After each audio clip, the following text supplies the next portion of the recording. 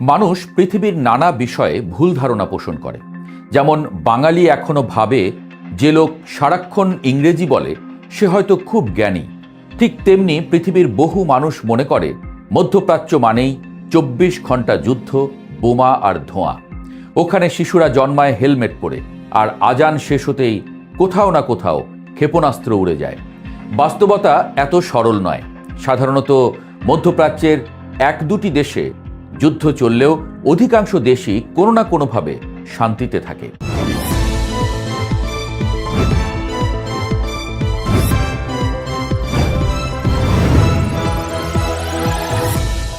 দুবাইয়ে তখন মানুষ কফি খায়, কাতারে বিশ্বকাপ হয়, সৌদিতে মানুষ শপিং মলে যায়।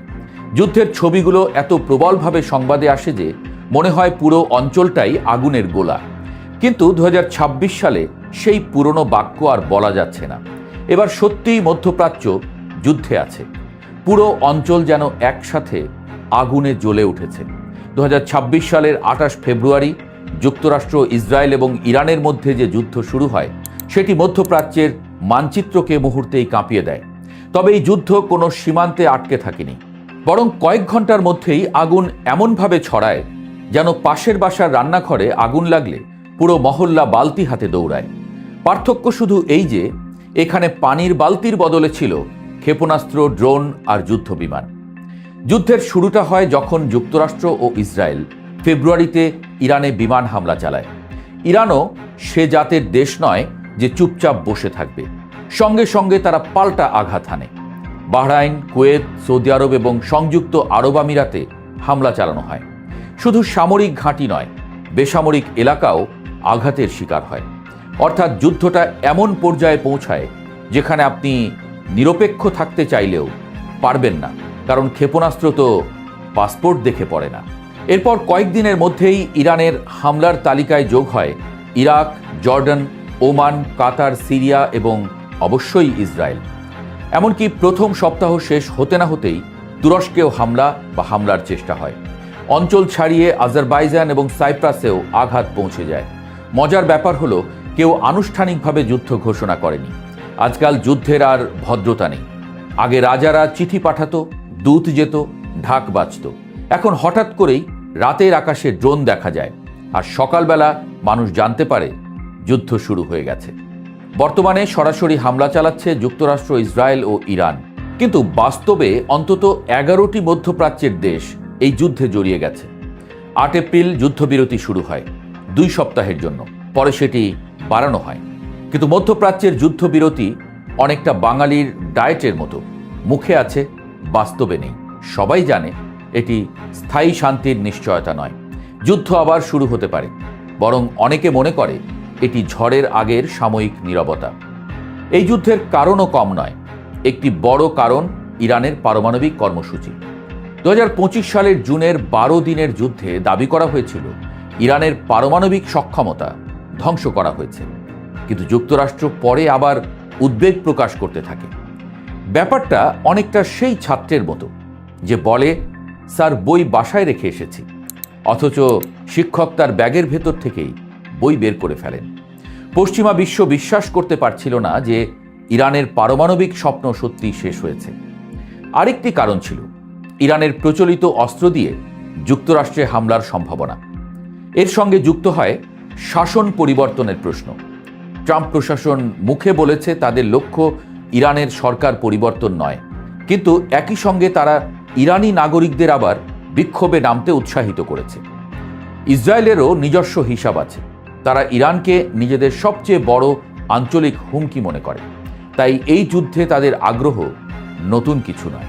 2026 সালের এই যুদ্ধ সম্ভবত আধুনিক ইতিহাসের অন্যতম বৃহৎ আঞ্চলিক সংঘাতে পরিণত হতে যাচ্ছে। এত দ্রুত, এত ব্যাপক এবং এত বেশি দেশের সম্পৃক্ততা মধ্যপ্রাচ্যে বিরল। কিন্তু প্রশ্ন হলো, কেন এই অঞ্চল বারবার যুদ্ধের দিকে গড়ায়? এর উত্তর খুঁজতে গেলে যেতে হবে অটোমান সাম্রাজ্যের পতনের সময়। আজকের মধ্যপ্রাচ্য একসময় ছিল অটোমান সাম্রাজ্যের অংশ। শতাব্দীর পর শতাব্দী ধরে বিশাল এই সাম্রাজ্য টিকেছিল। কিন্তু শেষ দিকে সেটি এত দুর্বল হয়ে পড়ে যে ইউরোপীয় শক্তিগুলো তাকে ইউরোপের অসুস্থ মানুষ বলতে শুরু করে।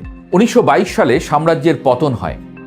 আর তার ধ্বংসস্তূপের উপর দাঁড়িয়ে তৈরি হয় আধুনিক মধ্যপ্রাচ্য। এখানেই বিপদটা শুরু।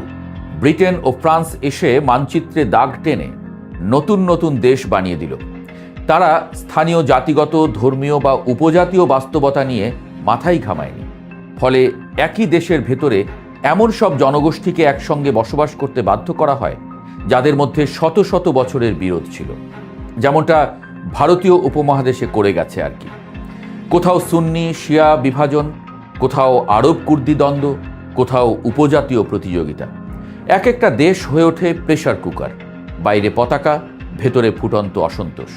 তবে ইরান ছিল ব্যতিক্রম। তারা অটোমান সাম্রাজ্যের অংশ ছিল না এবং ঔপনিবেশিক শাসনের অধীনেও পুরোপুরি যায়নি। ফলে তাদের রাষ্ট্রিক পরিচয় তুলনামূলকভাবে পুরনো এবং স্থিতিশীল। কিন্তু বাকি অঞ্চলের অনেক দেশই যেন হঠাৎ করেই জন্ম নেওয়া কৃত্রিম রাষ্ট্র। এরপর আসে কর্তৃত্ববাদ। ঔপনিবেশিক শক্তিগুলো সরে যাওয়ার পর মধ্যপ্রাচ্যের নতুন নেতারা ক্ষমতায় আসে। কিন্তু শতাব্দীর পর শতাব্দী রাজতন্ত্র এবং ঔপনিবেশিক শাসনের অভিজ্ঞতা তাদের গণতন্ত্র শেখায়নি, বরং শেখায় ক্ষমতা মানেই শক্ত মুঠি।